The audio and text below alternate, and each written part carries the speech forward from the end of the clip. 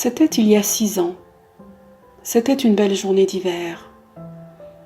Il s'est mis à neiger en tout début de matinée. La neige a rapidement recouvert le sol de la cour de l'école.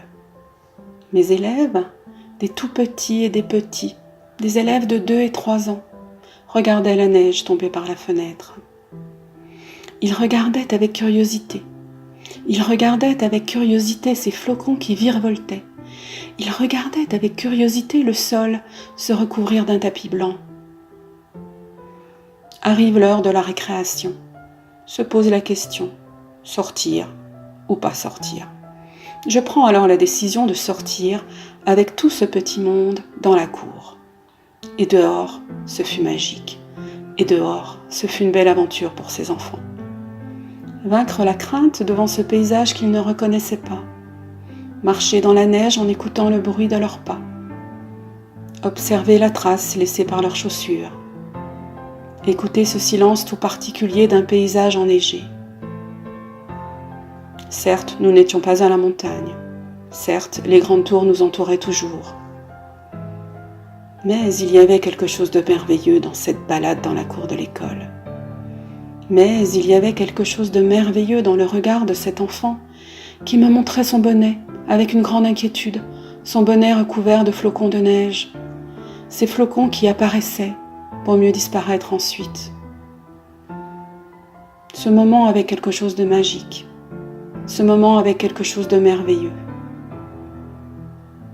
C'était la première fois qu'il neigeait depuis leur naissance.